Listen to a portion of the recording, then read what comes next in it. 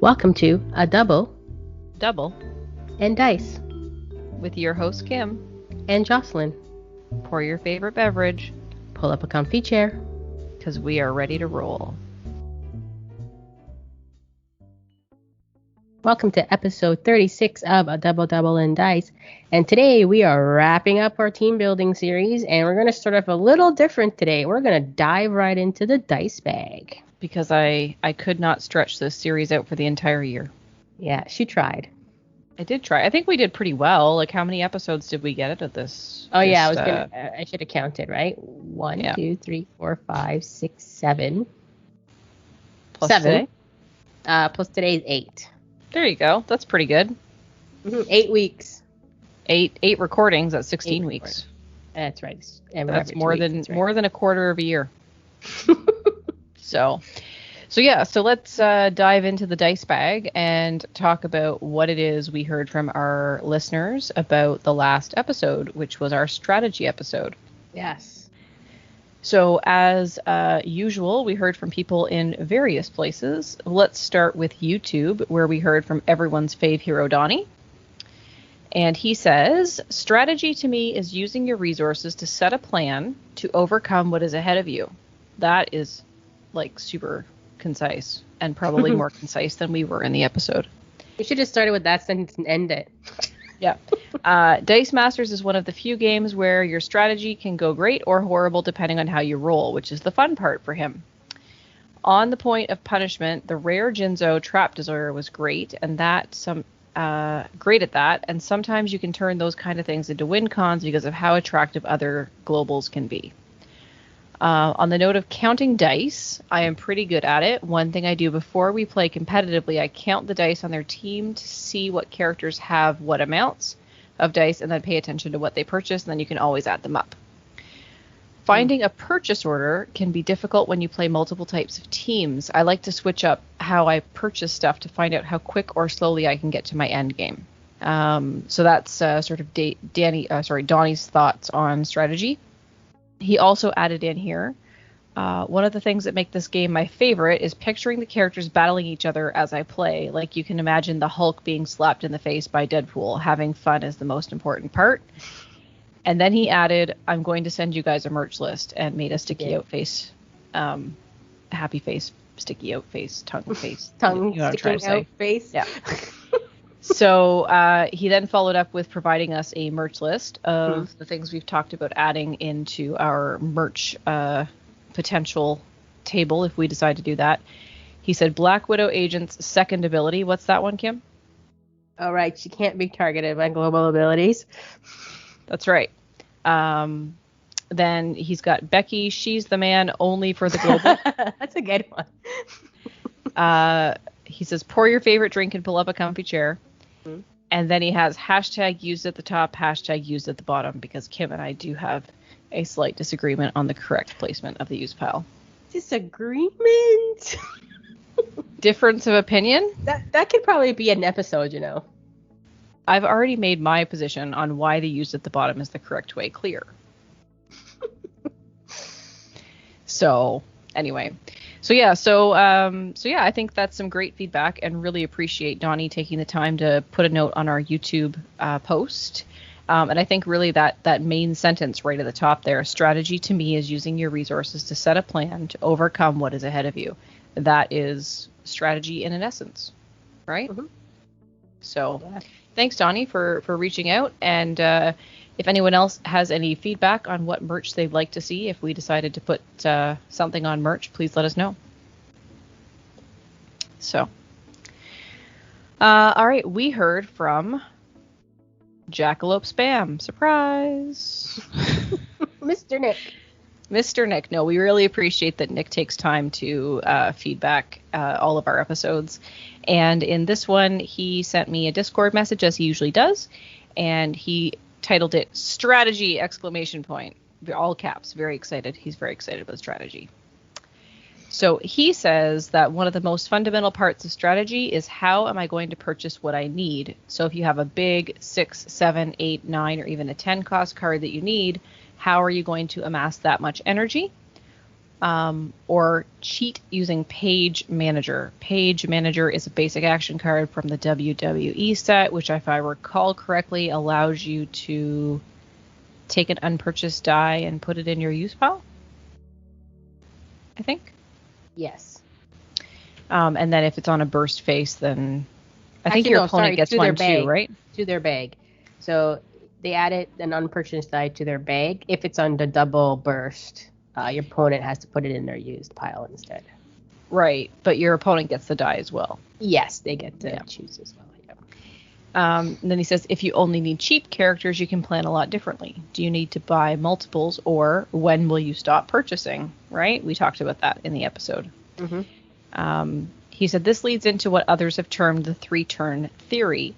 Plan out what you want to purchase and in what order on your first 3 turns, since they are the most predictable. He also recommends 2 plans to match going first or going second. For example, if you go first, we all know that you roll 3 dice instead of 4 in turn 1. Past those first 3 turns, it's hard to control the predictability, which leads into bag management as a strategy. Know how to keep your bag predictable. This is very important if you need certain dice to line up. Here's a good time to mention the 5 die method for the bag. Bring something to let you prep 1 die per turn on your turn, such as Atlas, Villainous Pact. Is there another one? I feel like Xanathar, Counter-Strike, those kinds. That doesn't let you put them in the bag, though. So I think it's more of in like the bag. Atlas. Oh, yeah. I think it's more of like an Atlas Villainous Pact thing, which are once per turn on your turn, you may draw a die from your bag and prep it. Then you can always reset the bag using the prep to pull 1 die and draw the remaining 4 on your next turn. He does think the best mind game is to tell someone what's in their bag versus asking, which I fully agree with. He says he needs to get back into practice with that. After that, cards that mess with the opponent's bag management are cruel. I don't know if they're cruel. I think they're fun and part of the game. Using Corrupt to throw 1 die out of their bag and turn it upside down can really shake a player. They lose the predictability, and you might have removed the die they needed to win.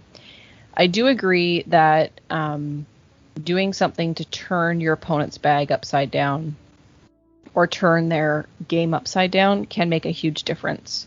I remember I was playing in an online tournament last year against General Nemesis, fellow Canadian Dana, and he was playing a super rare Thor team. And I used Rare Spider-Man Forever, Public Menace, to spin his Thor out of the field, and it got lost in his bag for a couple of turns, which really did kind of mess with his game. He ultimately ended up winning, but definitely it made it a little harder for him because his Thor got lost in the bag, and then he had to buy another one, and then that one didn't roll, so it can make a big difference. I do like Corrupt, and we talked a little bit about Corrupt during our keywords episode possibly, which is when the Corrupt's a keyword that it triggers at different times. It could be when fielded, it could be when KO'd. I think there's even one that's when blocked, possibly. Yeah. I remember there's one no, it's probably not one attacks one. I don't think there's a when attacks one, but I could be wrong. But anyway, the idea is that whenever the trigger for the Corrupt on the card happens, your opponent draws X number of dice, whatever the Corrupt number is, Corrupt 2, Corrupt 3, and they place 1 in their use pile, and the others go back in their bag, but you as the person who is corrupting gets to choose which die goes in the use pile. Right. So that's interesting. I also like to use it for my own bag control. I think we talked about that in the bag control episode or in the feedback from the bag control episode because we missed Corrupt. Yeah, but yeah, so it's a handy thing to have. Yeah, one card I like to use is the Gazer, Tiny Beholderkin, where when he's KO'd, which you can KO anything right now, like Nyla or Global, you draw 2 dice from the opponent's bag and place either or both in their use pile. So yeah, those Gazers are awesome. Like all 3 of them. Like there's obviously the sort of the main one is the one that intimidates, right? Yeah. It's a 2-cost shield and it intimidates a die, which is super good for control. But the other two are also really good. So the one that you mentioned, and I don't remember what the third one does off the top of my head. He's also when KO and you move the target die from an opponent's prep area to their use pile. Right. So I think all three of them are super awesome cards. The fact that they're all the same character makes it tricky. You have to decide what one you want to put on your team. So that's from the what I call the Trouble in Adventures in Waterdeep box, because I can never remember the name of the box versus the team pack. Nick continues, otherwise it's important to know who can get to their optimal damage the fastest. Should you speed into your win con and pull it off before your opponent can win, or should you pause your win con and push control to throw off your opponent? He has an interesting, what I'm going to call a hashtag hot take. Nowadays, I don't think Typhoid Mary and Drax are really the best options anymore. So Typhoid Mary is the blanker, right? 4-cost bolt mask. And she says, when fielded, name an opposing character card, and while she's active, the character is blank, right? There's no text. The text is ignored. And then Drax is the one from also Infinity Gauntlet that says, choose an opposing character card when fielded, and while that Drax is in the field, your opponent can't purchase or field that character die. So those are sort of typical control pieces we've seen in the past, right? In previous version of Modern, we had Shriek Sonic Beam, and we had Bishop. No, not Bishop. Shriek? What was it? What was the Drax? Blob. Blob was Drax before.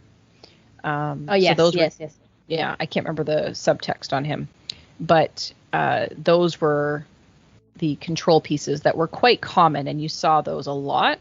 So Nick is saying he doesn't think that those are the best options. He says, I think removal is better since it's so rampant. If they lock out your win con, you can remove it with Rare Spider-Man forever. Likewise, why slot a second win con when you can just remove their lockdown? So, and let's just remind people what Rare Spider-Man does, which is when he attacks, he spins target character die to an energy phase of your choice. Which is super effective, as we've talked about in previous episodes, and there isn't anything really to stop when attacks effects right now. Nope. So you can stop when fieldeds, right? Angela. You've got Uncommon Angela from Infinity Gauntlet, and she says, while she's active, your opponent's when fielded effects don't trigger. And you can stop... But you can't stop when attacks, right? So unless you remove Spider-Man, it's really hard to do. So anyway, so I don't know if we have some when attacks control coming, but it does definitely do that. And then there's other things, right? There's when fielded things that spin. There's things that when they're KO'd, they do things, or when they energize. They can spin people down. Energize is another thing that can't be stopped right now. So I can't think of which card it is, but it's in Infinity Gauntlet. And when it energizes, it's Black Widow, right? Yeah, you spin down the level? Yeah, you spin the character down a level, and if it's level 1, you can spin it down to an energy phase. And there's no way to stop that either. So there are types of control through removal that you can't stop with necessarily a Typhoid Mary or a Drax. I guess you could Typhoid Mary your opponent's control card, right? So especially if you had like Black Widow, for example, the Black Widow that does the spin down like we were just describing. If you used your Typhoid Mary to blank your opponent's Black Widow, then that would stop the removal. Yes. Right? Because she doesn't have to be active for that to happen. Typhoid Mary has to be active, but the Black Widow doesn't. In fact, she does it when she rolls in double energy phase, right? So yeah, the only way to get rid of those is re-rolling them out or spinning them out or whatnot. So what do you think about this, Kim? What do you think about this? Typhoid Mary and Drax are not the best options anymore. Honestly, I don't really see much people playing it as I thought they would. Like, I hardly see Drax. I don't think I've maybe once saw Drax maybe in some of the events and tournaments that are more competitive play. Typhoid Mary's there, but not often. But I think people more drive to the reroll characters out, or we have to name her because we didn't name her yet. Is Becky? Yeah. Black Widow, things like that. How did we get this far into the episode without mentioning Becky Lynch? I know. How far did we get into this episode? No, Becky Lynch made in Ireland. Oh my gosh. If you're not familiar, if you haven't listened to our last however many episodes where we've mentioned her, at least 7. We make a t-shirt out of her, supposedly, right? Yeah. When fielded, re-roll 2 target character dice. For each that rolls an energy phase, send it to the use pile and deal 1 damage to target opponent. Yeah. So, and then she's got Overcrush. So yeah, there's... I do think there's something to what Nick is saying about removal. And I have been trying, not lately, because I haven't been playing a lot lately, but I have been trying to make Spider-Man into a win condition instead of just a control piece, and it's not quite there yet. So I might... you'd have to somehow have something... If you're going all in, you have it there. You have your 1 kill shot, right? When you do it. Yeah. It needs to be like... You gotta set something else up. Yeah, it's gonna be like Spider-Man, maybe with Parasite, potentially. Parasite that instead of declaring him as an attacker, you add his attack and defense to target attacking character die. Mm-hmm. Maybe an Avengers ID card to make him an Avenger and buff him that way. It's a lot of moving pieces though, so I don't know if it's quite enough. I find it interesting though that people don't use Typhoid Mary because, one, you can get her cheap with Asuka, and you're just purchasing a die. I always find Energize is so hard to do. It's so hard to roll. Absolutely. Yeah. I think to Nick's point, and I will go in on this hot take, is that it's too easy for your opponent to remove anything in your field between Energize and Spider-Man and Becky Lynch and all of these things that re-roll and spin. And because you can't depend on it staying in your field, you need other ways to get around it. Right? So I think it's an interesting thought, an interesting comment, and we'd love to hear what you think as our listeners about that. Is Typhoid Mary going the way of the dodo? Is Drax going the way of the dodo? The other thing I haven't seen a lot, and again, I haven't played much competitive at all lately, but when I was watching, lists and things like that, I didn't see a lot of that uncommon Angela that stopped when fielded effects, and I expected to see her a lot more. And there's a lot of when fielded effects. Yeah, which is why I'm surprised that she's not there. So I wonder if that falls into that same category of it's hard to keep her active in the field, so people have just walked away from it.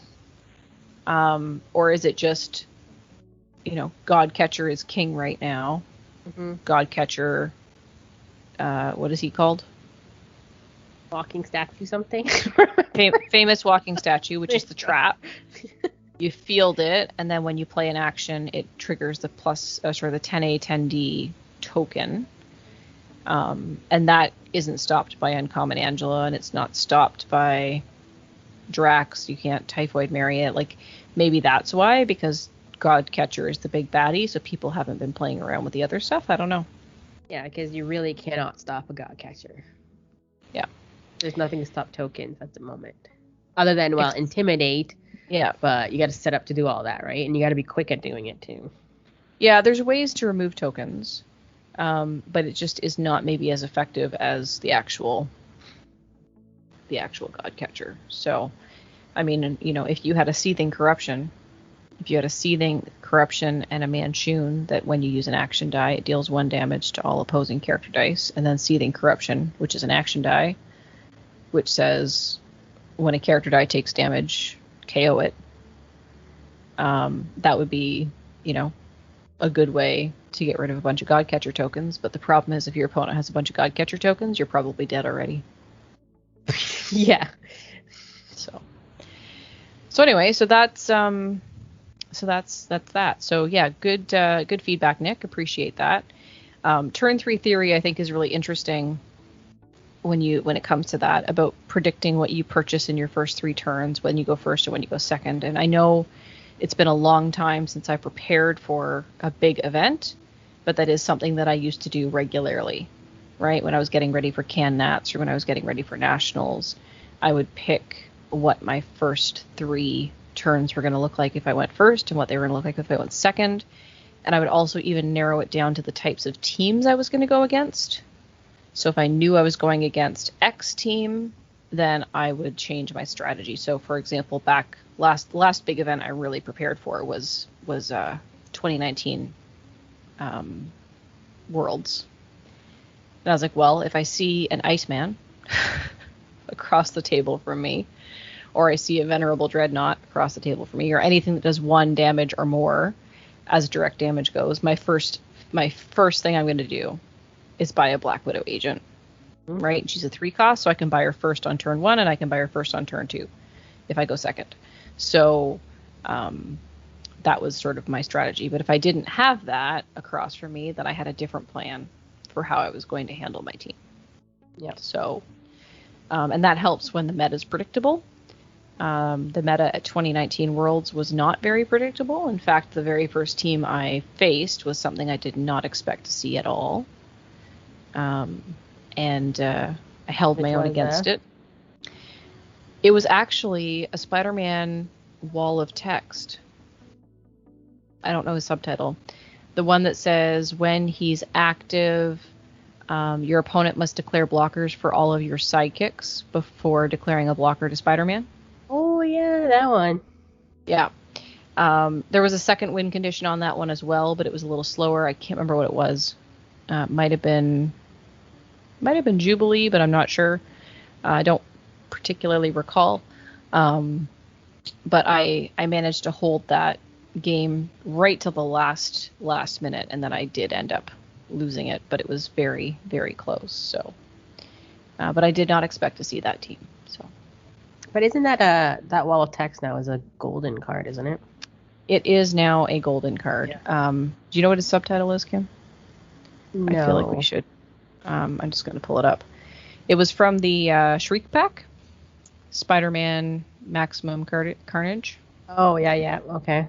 Which is the Shriek Pack, the one that had Shriek in it, so no one ever talked about any of the other cards that were in it. But there were quite a lot of good ones in there. Oh, War of Heart. War of the Heart, yeah. War of the Heart. Yeah, aka Wall of Text. It's a large... Andy from the Ministry of Dice would not like that card. It has more than 5 lines of text. So... Okay, so I think, did you want to have anything you want to add there to Kim's, or to Nick's feedback? No? Okay. It would be interesting to hear, too, what people think about Angela and why people don't play it. Yeah, and Typhoid Mary and Drax. And do you agree with Nick's hashtag hot take on Typhoid Mary and Drax? So, okay, so our last piece of feedback came from the website, dm-north.com. So, Mr. Spin, who's a newer player, reached out and provided feedback on our episode post on the website, which goes up every 2 weeks. And he says, so I've been playing about 3 months now, and I agree that strategy is still kind of hard to focus on, but I'm getting better. My knowledge of cards is growing, but only playing in WDA, which is Weekly Dice Arena, and DS, which is Dice Social, has limited my learning curve. There is no real community in my area for DM currently and before COVID. I have found a couple of players in the area, and I think I'm going to take a run at starting a group. Just need to know there's enough interest. Keep up the great work on the podcast. So I think that's awesome that you are going to try and get a group going. It's going to take some time, probably, Mr. Spin. It takes some time to build it up, but, get it out there on the social medias and hype it up and talk to your friends and talk to the game store where you're going to run events at. If you're able to run events in person where you are because of COVID restrictions, that's fantastic. If things are going well for you there, and that would be great. So strategy does take the most time to learn, I think. Yeah. Because I think you start off with pretty much learning what cards do and how they kind of work. before you even And think about probably strategy. And then how they interact. Like, strategy is a byproduct of the more you play, right? So the more options you have to play and the more different people you can play and different formats, I think the better that gets. And I know I've talked about this before, Kim. When Rob and I started to play, we used to play those 3-hour-long kitchen table epic games that usually ended in me deciding to attack with everything and then dying on my next turn because I didn't have any blockers left. But as we started to play with more people, and I found you and Marcus and Reg and the players that we had at the local game store, that was when I started to really see more about this game and how to use things like globals and action dice and build that strategy out. And I still think strategy is the hardest thing, and I still think that the more you know about sort of the main cards that you're going to go up against, the better. And I find that harder with online play. Mm-hmm. Because when I'm in the store, when I'm in person, I can look at your cards on your mat and I can read them, even if they're upside down. Right? It's right. I can see what they are. I'm more likely to remember what's happening. When I'm playing online, and it's no fault of anything, it's great that we have the ability to do that via webcam. But sometimes you can't see your opponent's cards. Sometimes your opponent just has their rolling and field zone available. They might send you a Dice Coalition team builder link, which is great if you remember to look at it. And then depending on the competitive level of what I'm playing, if I'm just playing in Dice Social, with Dice Social, we don't have folks submit team links. Some people choose to do it and share it with their opponent. But more often than not, because I'm just there to have a good time, I just ask them to tell me what their cards do as we go along. Right, if you're unsure. Yeah. Yeah. So what does that card do? I've never seen it before. Yeah. What are your globals? Yeah. Yeah. With globals, I tend to write them down, especially if I can't see the opponent's cards or I'm not familiar with them, just because that way I can try and remember to use them. I don't always, but yeah. But great on you, Mr. Spin. I'm glad to hear that you're giving Dice Masters a try and it's working out pretty well, and yeah. So, speaking of Weekly Dice Arena, Kim, you've been playing a lot of that. I do. I play every week. I've hosted a few of them. I was just going to say, busy with baby Jamie, so he is adorable. I do have to say. Yeah, he was on stream. Jamie, not Ross. Baby Jamie. Yeah, he was on stream. I saw Jamie. When was it? Wednesday he got on stream. So he was cute. Yeah. So when is Weekly Dice Arena, Kim? Tuesdays at 9 o'clock Eastern Standard Time on Ross's Twitch channel, Final Ross Battle. Unless you're hosting, at which point it's on dmNorthTV. Yeah, on Twitch as well. Yeah.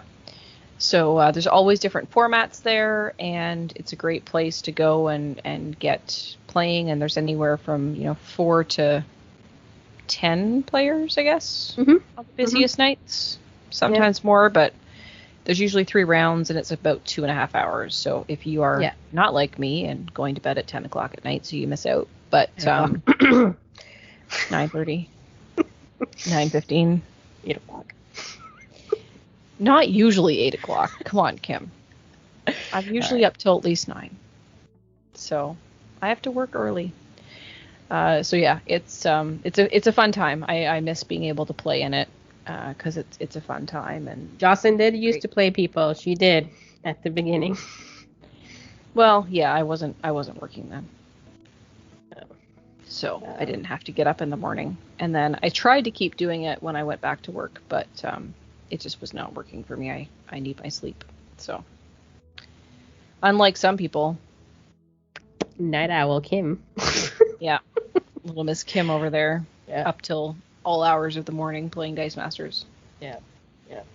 Even Mr. Spin, hopefully it works out for you and you get some local people too. But there's always people looking for games too on Discord. So, if you're free and just put it out there, maybe you may be able to play with someone. I've seen a little less of that lately, Kim, but I think it's something to bring back, right? There is a looking for game channel on the Discord if you're a member of the Dice Masters online Discord channel. There is a sub channel there called Looking for Game, where you can just post that you're looking for a game at a certain time or right now or whatever it is, and you might get some people to take you up on that. And that's a good way to get some more games in. Mm-hmm. So yeah, I mean, and if you're not too scared, I know some people are always hesitant to join tournaments and stuff like that, but that can really help as well because you learn a lot. I find you learn a lot more through that than you do like playing just like a casual weekly event. Yeah, I miss weekly events though, Kim. Yeah, hopefully. I mean, we haven't heard anything from our store, so I don't know. Maybe we have to find a new store. Well, I guess we'll see. But yeah. I do have a store that might be interested in doing that. So the store where we play HeroClix. So. Yes, I think I've been to that store, right? You played HeroClix there. Yes. So where we are right now in Canada, the restrictions are still pretty strong. Yeah. We're about to move into a new phase right after this podcast releases, but it will still limit indoor gatherings to 5 people. So that I don't think will be enough for us to do an event. I think we need, last time when we were doing events, it was when there was a limit of 10 people, and that made it a little bit easier to do. So we will keep an eye on that, and hopefully we'll be able to get back out and play some games in person in the near future. But yeah, so what have you been playing lately, Kim, as we close the dice bag and talk about what's been going on? What I've been playing? Well, yeah, weekly Dice Arena I play every week. I play sometimes with Donnie Friday nights. We just put a random team together and play, unless we're practicing for something, or I'm practicing for something, like a tournament or whatnot. Yep. Yeah, I mean, the last tournament I played in was Breath Weapon X, so I try to... How did that go? Good. Very interesting format with the 1 die per card, and I played my favorite card, Orbital Strike, because I think it was a pretty good for that kind of theme. And yeah, I did all right. I mean, Orbital Strike comes down to your rolls, and sometimes it's exciting, and sometimes you're just like, well, I really missed that. I think it was the first time I ever missed and got 0. Wow. Yeah, I've never gotten 0. Like, I couldn't even tell you the last time I got a 0 rolling. That's crazy. So, but yeah, so I try to really participate in all the, tournaments and stuff like that. Yeah. I can't play in Dice Fight, unfortunately, because it's a time that I can't play at, which is 4:00 Eastern time. So, that's really that's tough for me. Yeah. More of a UK-focused event, UK and Europe, because of the timing. It starts at, I think it's 9 p.m. UK and 10 p.m. Eastern European time. So, for me, it would be a great time, except I'm still working. Yeah. I just still have my little one to take care of. So. Yeah. But yeah, I mean, other than that, that's mostly what I've been doing for Dice Masters. And I'm really hoping 2-Team Takedown comes back sometime soon. Chris and Rob. Yeah. CRGR. Takedown, yeah. But yeah, hopefully that comes back. I actually really enjoy that because you get to play weekly, and you're always playing with someone different. So. Yeah, and I guess with Dice Social, you've just been mostly streaming as opposed to playing games. Yeah. Unless we really have an odd number or whatnot, and we play, but mostly I've been streaming it, so I haven't really been playing it. And Dice Social is once a month on Saturdays at 2 p.m. Eastern, and that's hosted by myself and Kim. Yep. At twitch.tv/dmNorthTV. And you can also just join us if you go to dm-north.com, you can go to the community tab and head over to Hangouts Room 9. Yep. And just join in. So that's a fun thing that we do once a month. It's the 3rd Saturday of the month-ish. Not always, but often. Most likely, but it's been different for the last couple of months, just based on stuff going on. Yeah, exactly. So this particular month, the Dice Social event happened after we recorded this episode, but before you hear it. as a listener. So, because it's coming up on the 27th, 26th. I think. 26th, sure, that's the day. 26th of June, which is a And Saturday. she doesn't show up, and she shows up on the 27th.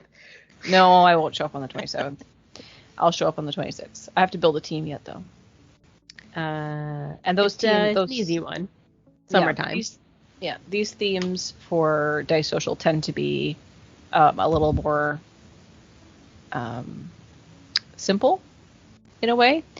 Sometimes we've done a couple lately that have been a little bit more complicated. I think we've run into a little bit of difficulty with getting new players in, which is the purpose of Dice Social, to get more folks playing Dice Masters.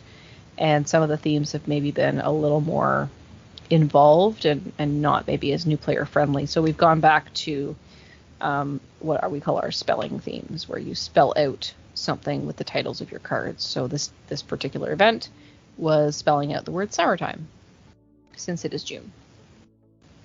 And it's almost summertime. When is actually the first day of summer? Is it like next? No, it's we've missed it. Yeah, we missed it. Yeah, it was earlier this week. Yeah. So, last week for those of you listening. So yeah, so that's that.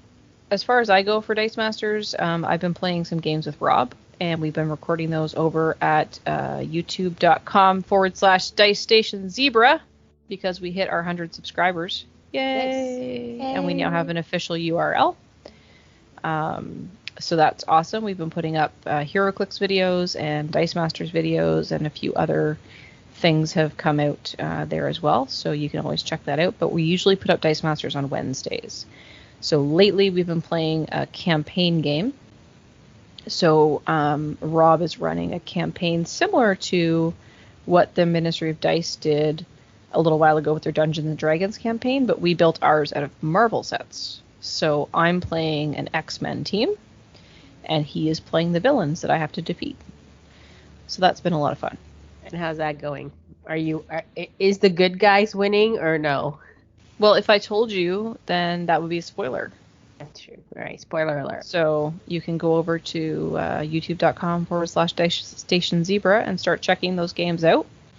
So yeah, a lot of fun, a little bit of story around how it's working, and we're able to, I'm able to change my team a little bit from time to time, and of course Rob's playing new players as the villains, and yeah, it's a lot of fun. If you can believe it, Kim, I don't know if you're prepared for this or not. Are you ready? Are you sitting down? I'm always sitting down. Actually, my legs are a little tired today. I should be standing up, but go ahead. I pulled out golden cards. What? Did you have to dust that off? Did you blow your, binder away from dust? I started with cards from AVX and Uncanny X. That's how far back I went. Wow, right to the beginning. Yeah. So I pulled out some stuff I hadn't played with in a long time. And then in an episode that hasn't released yet, but will be coming out soon, Rob pulled out a card that I had forgotten about that I absolutely loved back in the day. And Rob found it super annoying, which was a Magneto card, I believe from Uncanny X-Men, called The Will to Live, which says, when Magneto leaves the field zone, he goes to your prep area instead of your use pile. So that's pretty awesome. And also super annoying to be on the other side of. But I used to love playing with that card. It was one of my favorite cards to play with. What was that from? Uncanny X-Men. Oh, okay, yeah. The die is super pretty too. It's like this translucent-y crystal with purple accents. It's really pretty. You would like it, Kim.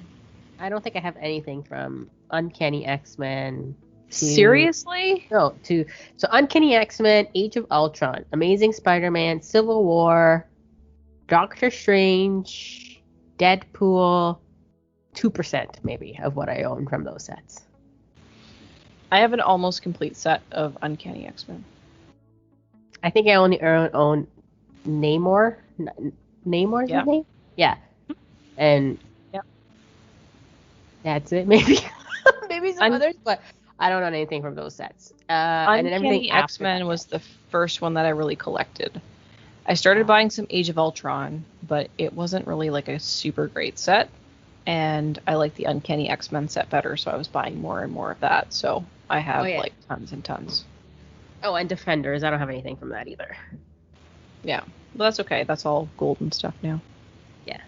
I would not go back to get those because there's no point, right? So. No, but it is fun, and if you ever wanted to play with any of those cards, just let me know, because I have most of them. Just gonna dust off your binder again. Yeah, so I've been playing with some older stuff, which has been fun and kind of nostalgic.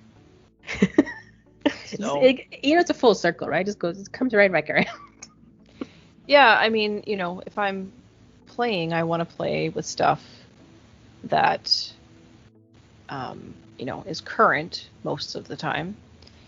It helps me get used to the new cards and know what people might be playing, but it is fun to pull out the old stuff every once in a while. It's just a, different shelf, different box. Got to find all the stuff, Yep. Yeah. I keep the modern stuff more readily accessible. Mine's all mixed up. but it's not mixed up by like I'm mixing Marvel and DC or anything like that. No. It's like, oh, Batman falls with all the Batman stuff, and X-Men falls with all the X-Men stuff, kind of like that. Yeah. Cool. So, yeah. So that's our dice bag. That's kind of what we've been doing for Dice Masters lately. So let's maybe, as you mentioned at the top of the episode, Kim, let's wrap up this team building series. Yeah, so we covered 7 topics on team building. Win condition, ramp, churn, bag management, basic actions, global abilities, control removal. Turn order is awesome. Which actually, I still have to get to Rob because I haven't got to him because he was the winner of that episode that we with the awesomes. And strategy was our last one. So I think we covered most of it.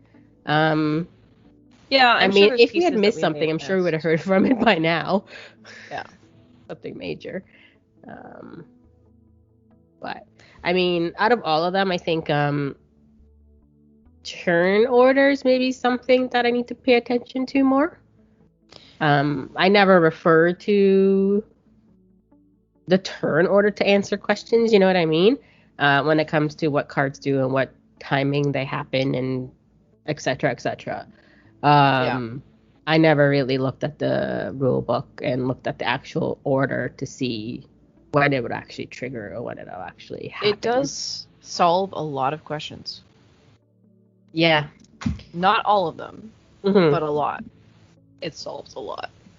So it's interesting. And the more I learn, the more I go back to it, interestingly enough. Yeah. So. And even strategies, just hearing some other people and how they play and stuff like that, some of them intrigue me. But, I mean, that, to me, strategy is just your own personal of how you play the game, right? And how you approach it. Mm-hmm.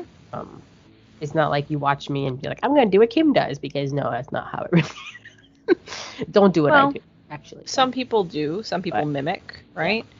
But not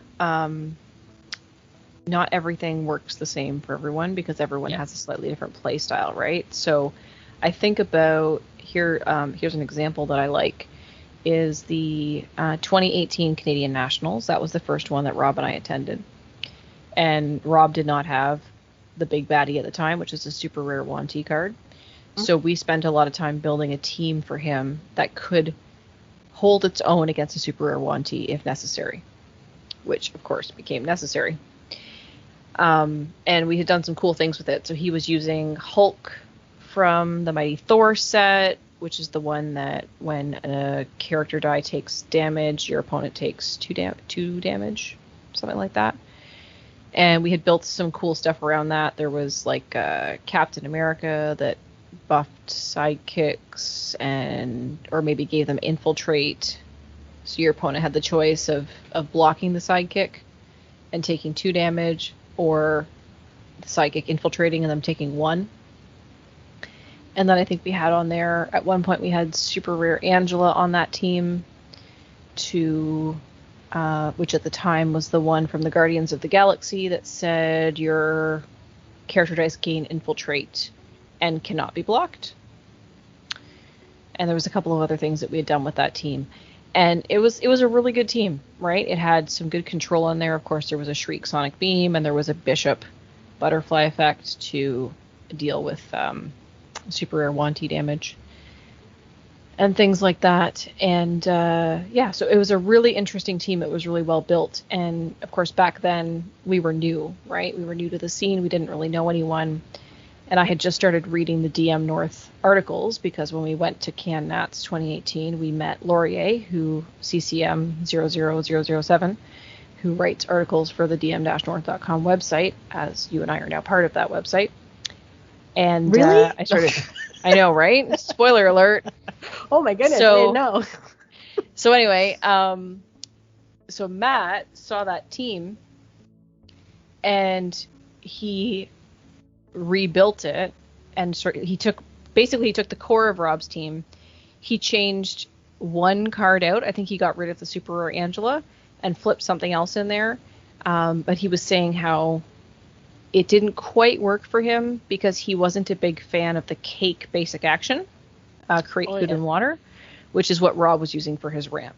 So again, it comes down to how you like to ramp, how you like to build your team, things like that. So what works for one player may not work for another one, but seeing how everyone uses it makes a big difference. So yeah, I mean, we could totally build the exact same team, the exact same everything, but it'll be played very differently.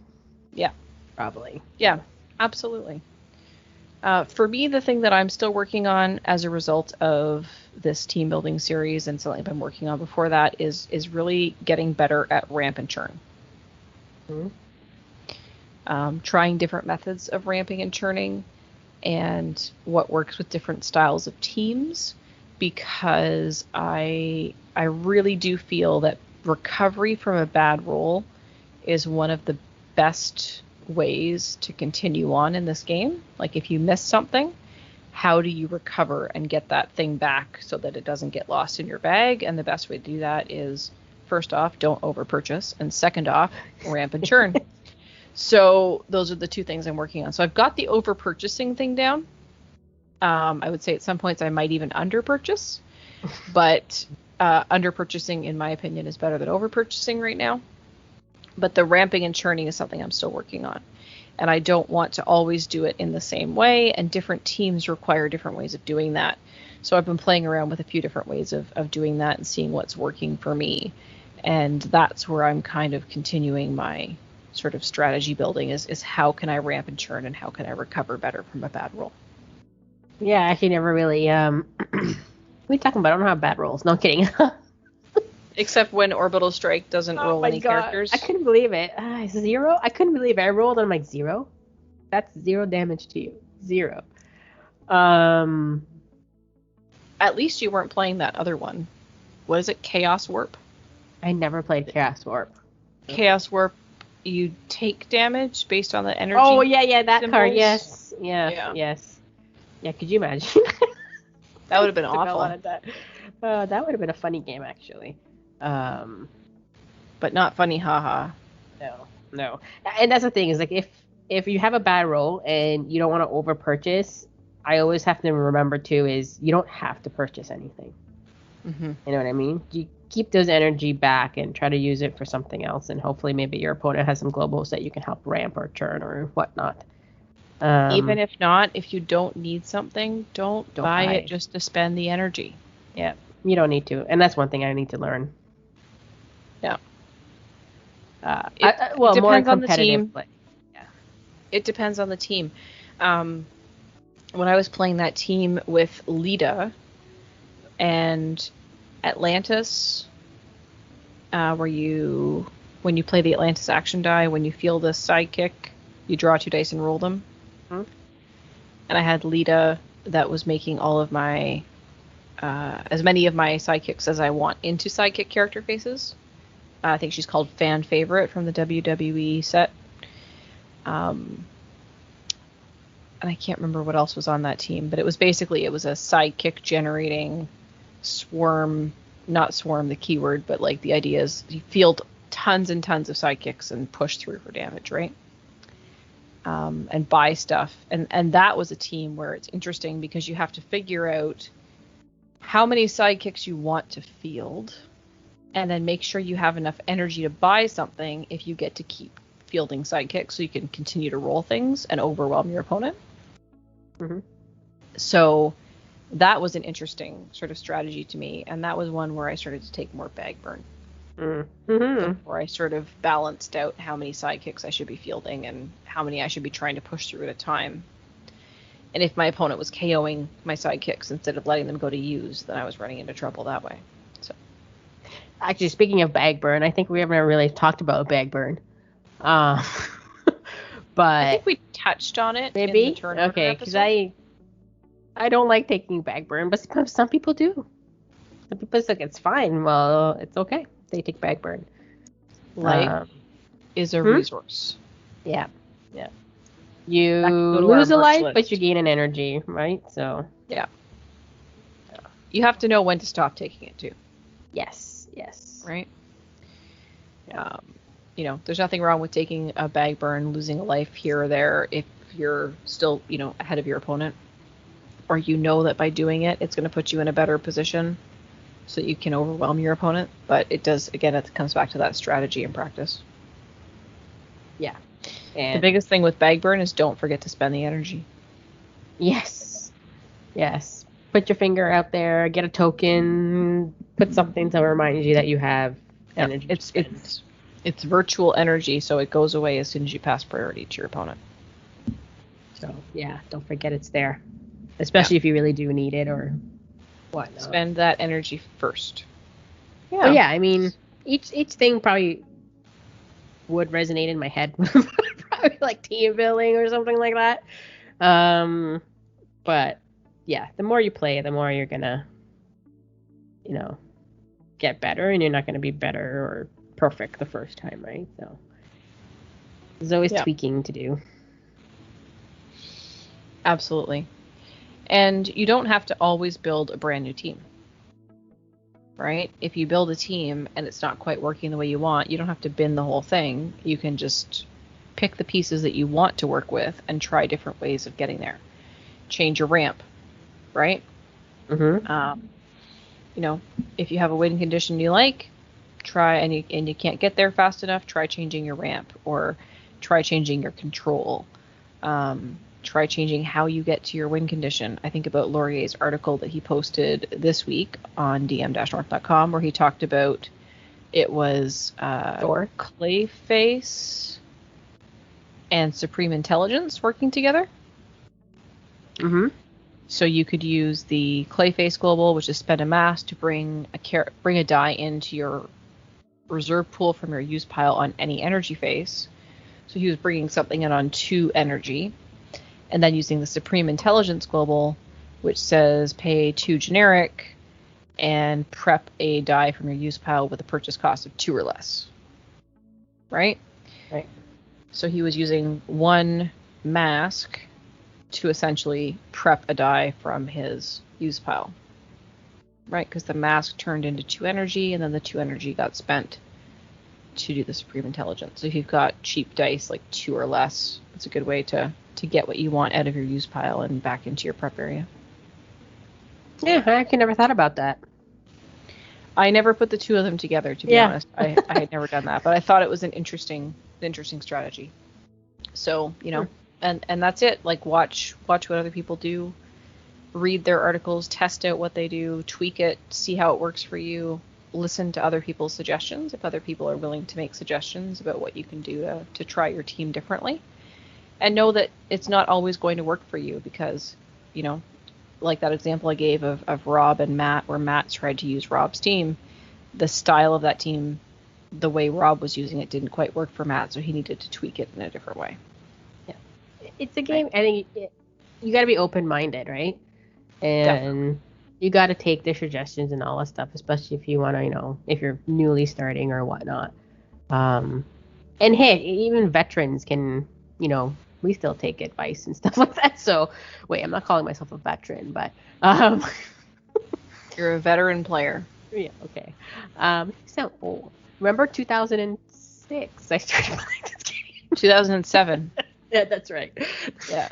I Yeah, knew Kim it was part before of an that. elite group of playtesters that existed 7 years before the gaming did. Yeah. Because even to this day, I'm still learning, so. Yeah. I think everyone is, right? Everyone is. And, read the card text carefully. I think that's something we didn't talk too much about. We talked about it in the context of Black Widow Agent. But, look at that card and read it because, sometimes there's things that don't only affect your opponent, they might affect you as well, right? Similar to how we were talking about the Becky Lynch. And it says that you roll up to 2 target character dice, right? And for each one that rolls an energy face, your opponent takes 1 damage. So that could be dice you roll yourself, right? Mm-hmm. The way that is worded. And until it's ruled elsewhere, you just have to go with the... You can't interpret the text of the card. You have to read the text and follow it as it's read. And if we think that is not the correct interpretation, we can always submit it to the WizKids Rules Forum and hope that eventually one time they answer it. Maybe. One day. At some point. Speaking of the WizKids website, they did do a bit of an update this week. Yes, they did. And they put something on that update. Yeah, the Dark Phoenix Saga set has reappeared on the WizKids solicits page for November 2021. And so, wasn't there something else on that? House of X was on there for September, but it's been on there for September for a while. I wouldn't count on that coming out in September. Okay, so they never removed it. But they did remove pretty well everything else that's been announced, probably because they're waiting on release dates. So, Fantastic Four versus Galactus, which is the solo play set, has been removed, and Kryptonite Crisis is not there. And there was another one. Is it X-Men Rise and Fall? No, House of X was still there. I feel like there was something else. Really? I feel like there was something else they announced that wasn't there. But anyway, they have been. It looks like they have been working on getting things fixed up there, and hopefully we will get Dark Phoenix in November. So yeah, something before the year is over. That would be nice. I mean, it was supposed to be out end of last November / beginning of December. So, we know that there's been a lot of things happening this year over the past year because of COVID and impacts and canals and boats and crazy things. Train pirates? No, that was before. That was before COVID. Water pirates. Yeah. Boat pirates. So I have confidence that WizKids is trying to get things back on track. And I am sure that they will make an announcement when they have something that they can share, and hopefully we'll be able to have Jimmy back on the podcast to share some of that at some point. The game is not dead. It is not dead. It is not dead as long as people play it. Yeah. So, and as we just talked about, there's lots of places people can play every week. There's Tuesdays Weekly Dice Arena. There's Thursdays Dice Fight. Once a month there is Dice Social. Plus, your local store may be able to hold events soon, depending on how things are with COVID in your area. So check out your local store or reach out to people on Discord and, throw a line out there. I'm looking for a game if you're interested in playing. Yeah. Someone will take you up on it. So we wrapped up? Think we're good? I think we're good. I think team building is wrapped up, and now we'll have to come up with something else for our next 8 episodes, Kim. Put a bow on it. There you go. Anything else you want to cover off today? No, I think we're good. Okay. So, on that note, let us know what you thought about this episode and the team building series in its entirety. We would love to hear from you. You can reach out to us in a bunch of different ways. You can reach us on Discord. I am at JostStitch. Kim is at SuperK. You can leave a note on our podcast post on our website at dm-north.com. You can find us on all the socials, which include Facebook, Instagram, and Twitter at dmNorthTV, and also our Twitch channel where we stream not just Dice Masters, but also other things like Pokemon pack openings for our friend Matt, and board games, and sometimes trivia at twitch.tv/dmNorthTV. You can also drop us a line via email at triple D podcast at dm-north.com. So until next time, on a double and dice.